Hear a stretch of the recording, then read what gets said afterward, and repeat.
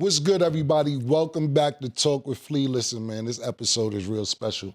I got a bunch of friends and family in the building. I didn't know they was gonna pop up on me, but they did, man. So we gonna have a good show. I'm gonna let everybody introduce themselves. Start with my brother to the right, Mr. Gumbo. Please introduce yourself and tell the world who you are in case they don't know already. Mr. Gumbo, Big Bow, a.k.a. Luka Brazi, Dipset Finest. And to my left, Michelle, Queen of Harlem.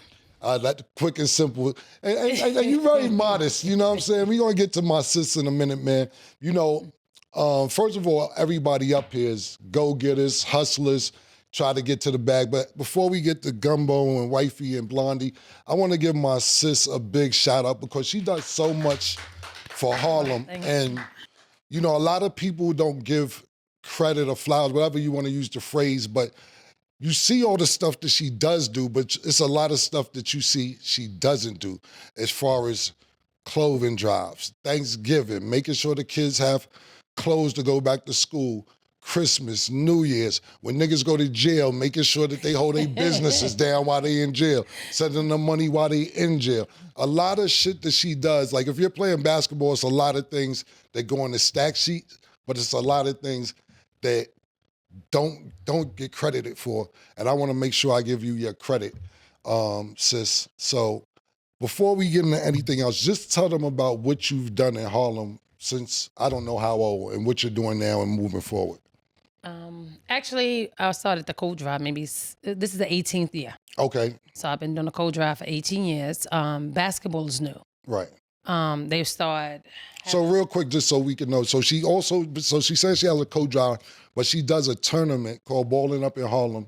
Yes. For what year is this now? This is 3 for Balling Up in Harlem, but I did Kingdom 2 years prior. Okay. To Balling Up in Harlem. Right. And the prize, so y'all know, was $100,000 This year. this year that the team, whoever won the tournament, won. If I'm not mistaken. 100,000. Right. Yeah. So what you got planned for this winter?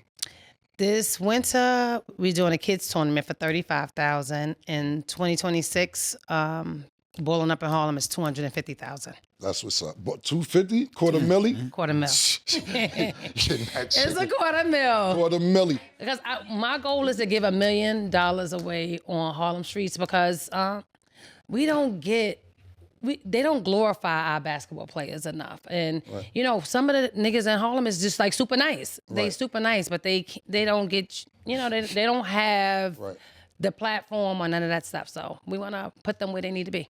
That's what's up, man. And this right here to my right, this is my brother, Brazi. So when I was getting out my deal at Epic Records, they was giving me a headache. And I'm not glorifying what I'm about to tell you, but I had my niggas on 140th and he had the Taliban on 145th and Broadway.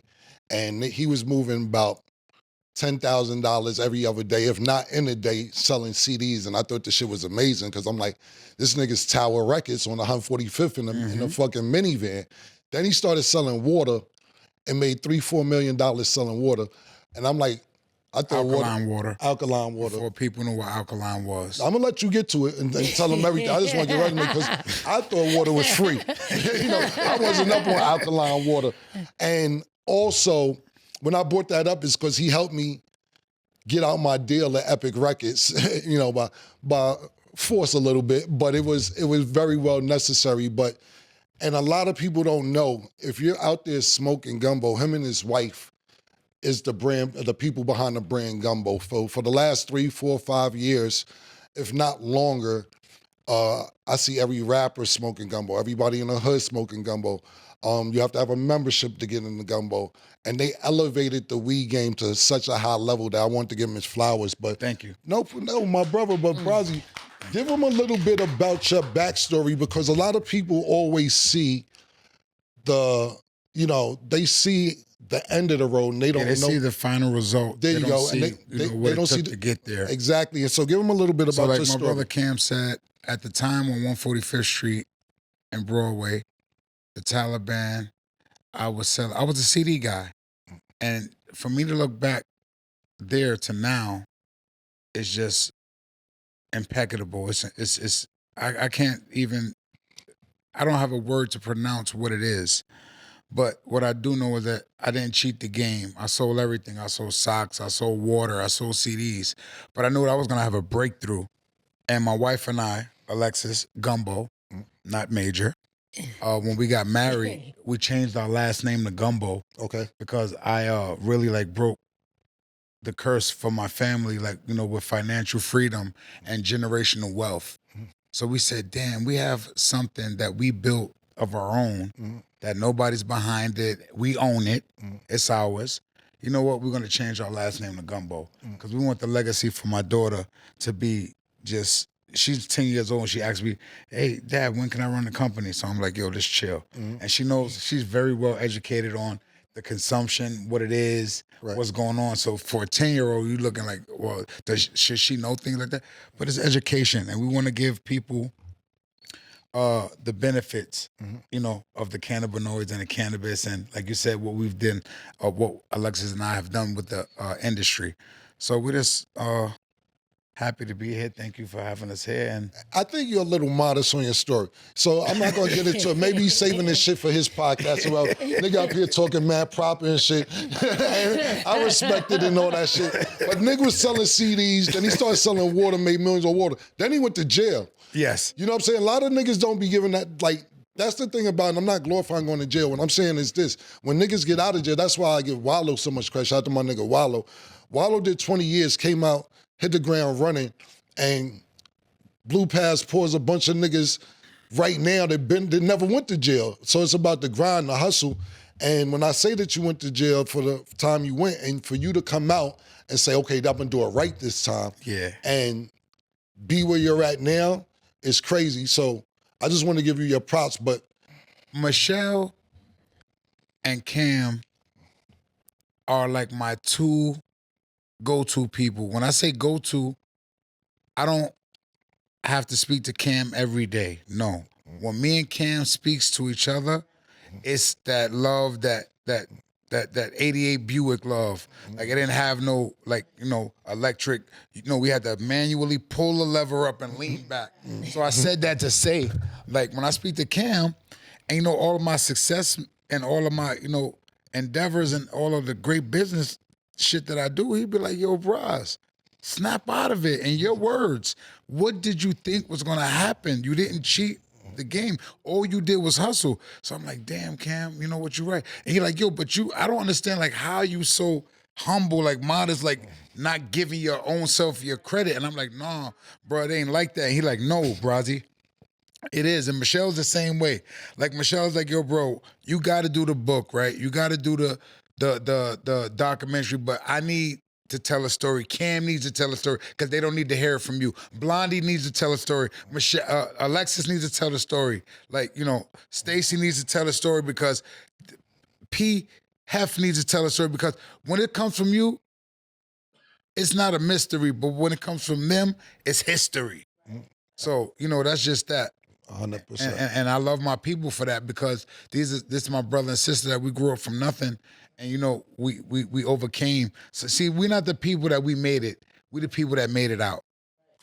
There you go. I like this nigga right here. The new Brazi. Yeah. Nah, this You know, this nigga's very calm. Michelle be like, yo, listen, This nigga. nigga's very you got calm them and white cool. teeth. Let 'em shine. Smile. You know, This nigga's mad modest on the cameras, man. And Cam, you know, he be like, yo, Braz, you know, you did it. You know, I call this nigga, I be like, yo, what's up for Luther Vandross? Because Cam bag is just totally different. And the way that he thinks is totally different. But if you don't know him, you would be surprised. But I'm not surprised when he does these deals in the way he broke his life because that's where the diplomacy comes from. That's where the diplomat comes from. So, see, with us, it wasn't just diplomat, a crew, a rap, a group. No, it was the way that we lived. And that's what Gumbo is for me and my wife. It's a lifestyle. It's not just the cannabis. You know, it's a brand, it's a household name. But, you know, it comes from, you know, good things, people knowing this is a good product, this is a good person. You know, Michelle been doing this for 18 years, but nobody knew that I was a part of helping Michelle do these clothing drives and back to school and Thanksgiving and Halloween and all the stuff that a Muslim ain't supposed to celebrate. I do it anyway because this is for our community and our culture. And people always say, oh, who give back to Harlem and New York? Cam, Michelle, Luka Brazi, and I've been doing this for the last couple of decades. Before I even became this man I was today with Gumbo and my wife, I was still helping Michelle with my CD money. Yeah. With my water Luke money. only made $1,500. He was like, Michelle, here go $1,000. Give it to the kids. You know? Nigga, you better put this $1,000 to give me the $500. Yeah. Yeah. He's That's all, what I it's mean, about. Luka will give the coat off his back. Always been that way. And Cam, they be like, Michelle, Cam answers. Yes, he does. Anytime I call, he answers. All the time. And he always says, Michelle, what the kids need, or what you doing with the kids. And Coach Ford be on my back. Call Cam. Coach Ford, We Coach love Ford was Coach on this Ford. show and was just loving you. He didn't even meet you yet. He was just loving you. Look, I got some female hustlers in the building, so I want to ask y'all some questions real quick. What do y'all feel about, I call it digital panhandling, when females put their like, this is my Cash App, send me some money, just random on Instagram, and they be like, they'll shake their ass and be like, just put their Cash App at the bottom, they Instagram or they Zelle, and I call it digital panhandling. How do you feel about that? Your attitude is more power to them. They could get it if it's a sucker nigga that's willing to just give them the money because he sees them doing that? Or do you be like, damn, they don't even got to get up and go hustle or put nothing to it? I think the morals and principles are gone from these young girls. It's fucking horrible. Right. In my eyes, it's horrible. Right. Now, it's not a problem with getting money from a nigga, but that's all they think about. They don't know how to get their own. Like, if men always gave me money, however, I always had my own money. Right. They solely depend on a man to do something, and then when the man don't do nothing, they completely have nothing. Right. So I love the young girls, but I don't respect a lot of them. You're saying always have your hustle. And she's saying that is their hustle. So if that's their hustle, because you know when my question was this. It's also, legitimately not your hustle. Yeah, but this is another question, right? What do you do when you sell pussy and it stops selling? That's my point. Not you, I'm just saying, yeah. No, they can't afford No, it. Yeah. no, it ain't selling like that. No disrespect. Hold on, my sister. What do you do? The man, it's a question. It's not. See, you taking it kind of. It's not personal. Yeah, no. Yeah, it's business. It's not personal. Look, If you sell pussy, they can't buy it right now because they not getting it. So what happens then? He's saying, now what? Because we all know niggas is pop right now. Thank you, Michelle. Thank you. So niggas is taking their real jewelry. Hold on, let's be clear. Niggas is taking their real jewelry back to where they brought from the jeweler. No, they're not pawning it. They're getting lab-made diamonds because it's cheaper. See, niggas want some change back. But what I'm saying is this, I think you're kind of missing a point. And I understand what you're saying, it's always going to sell. If you're selling pussy and your rent's $1,500 a month, and you're making $3,200 a month, now your pussy is down to $600 a month. you gotta go 2-for-1 wholesale. It's all type of shit. That's what I'm trying to say. What is the next step? And to Michelle's point, is that if your pussy is on a clearance sale, and what is your other hustle to pay your bills if you're not making the bills? And I think that's what Michelle was alluding to, is that have a backup plan. It's nothing wrong with these niggas giving you nothing, but make sure you have your own plan. And what you were saying is, nigga always gonna buy some pussy. It don't matter. But back to what Michelle is saying is, niggas is fucked up. So what you may be getting Popped and panicking. popped and panicking, wrong and strong. So these niggas may be getting Wrong and strong. You may be getting $4,000 a month, then your pussy. Because I'm telling you, I went through this with a female. And what happened was this. The girl was getting money from niggas, fucking and all that. And she would come see me or whatever. And me personally, I give bitches money to go home. I don't want to be around you. I was like, yo, all that spend the night and all that. Yo, take this and go home. Like, yo, go home. My nigga, here go whatever. This is not for you coming here. This is for you not to get comfortable here. So make a long story short, she hit me one day and she like, yo, First she says I'm stranded. So I'm like, See you Uber. yeah, no. So I'm not saying, where you trying to go? She's like, I don't really have nowhere to go. I'm outside a hotel. And I'm like, so if that's not stranded, you're homeless. It's a different.